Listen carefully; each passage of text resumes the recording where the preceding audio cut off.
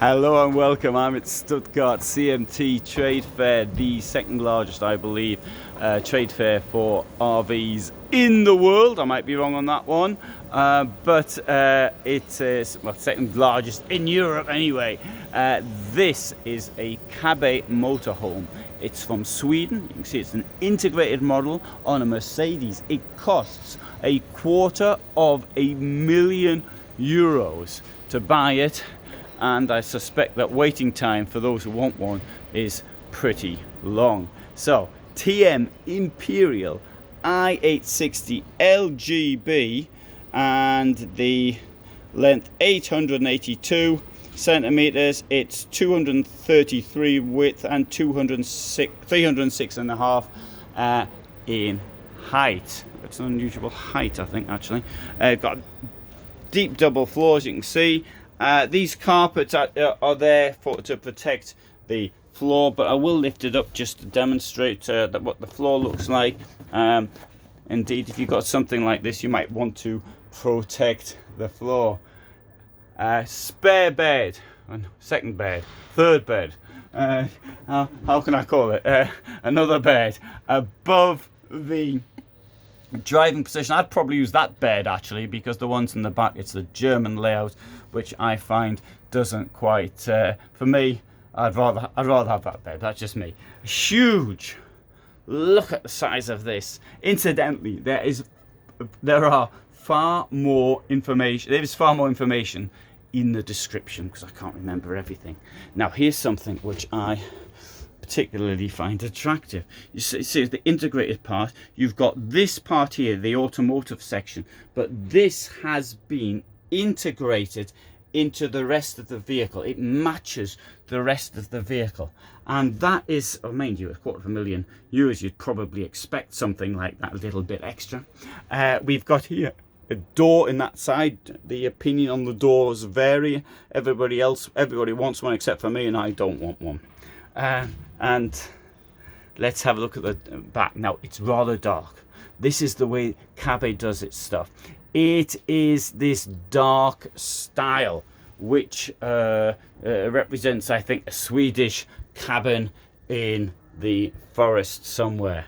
And as I come towards the back, we've got this layout, two separate beds.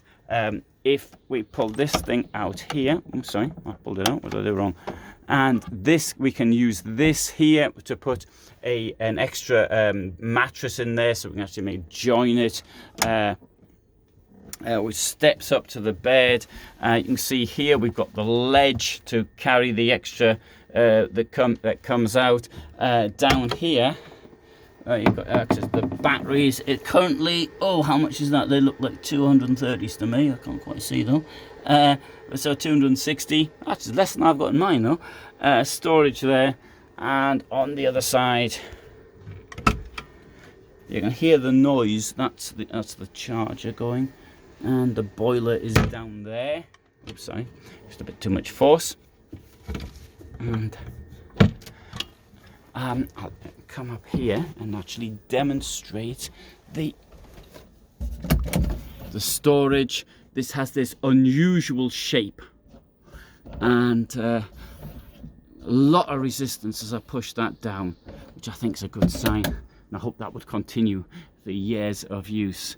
Ledge up there, and here, I can't see the point of a ledge myself, but anyway, there's plenty of storage in this van even without it.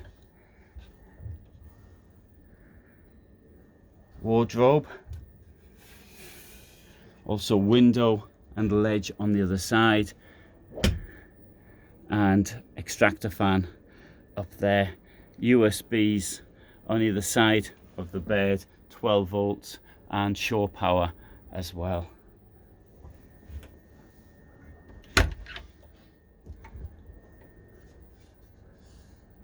More storage.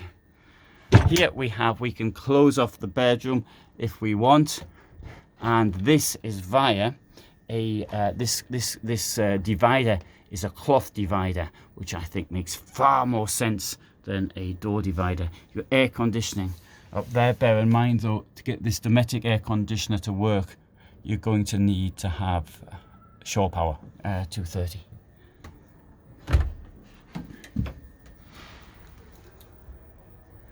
Large toilet and shower on the other side. This door will close there should you want to close off the toilet and shower from whoever's up front. Kitchen has a large range with 3 burners and sink. It's with the motorhome style, not motorhome, sorry. So with a what do you call it? A filter to stop things falling inside.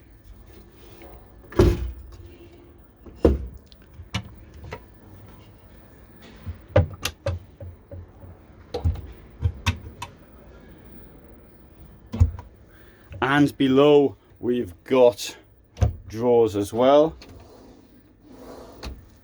which they have central locking as well. Over here we have the fridge. So quite basically one of these fridges that opens both ways, and there's the freezer. Nope. And up here we have the grill. Oh, and that hasn't got anything inside, so it shows how much. Which is, it's not really an oven. Sometimes I call it an oven. It's not really an oven. And here we've got a bit more storage. There is the Aldi heating system, also from Sweden. I personally think it's the best. I'm not criticizing the Truma at all, because the Truma is also a very nice heating system. Okay, good. So there's a walk around this vehicle. I could have said a lot more, but I'm trying to do it relatively quickly. And you do have the advantage of seeing the description. Oh, I forgot to mention this when I was talking about this. They have a charger, one of these induction chargers. 1 or 2 vehicles are now putting them in. I think that's a pretty good idea.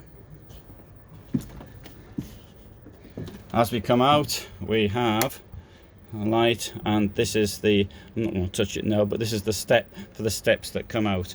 The steps, I won't push the steps out. There's the steps, and if I push that down, it wouldn't might. Anyway, there's something blocking it, so I don't think that's a good idea at the present moment of time. Let's see if this is open. And it isn't.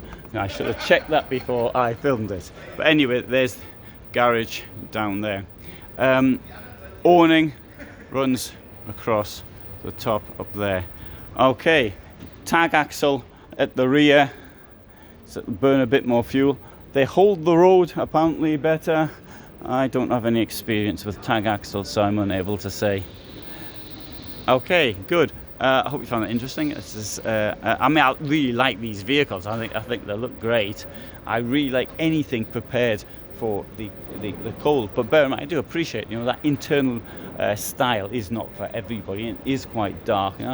Perhaps I'm more of a person. I want things to be sort of light and bright inside. But even walking in, even being inside, I didn't, despite the decor, I didn't actually feel that it is particularly dark. Thanks for watching. Hope you found it interesting. All the best from me in Germany.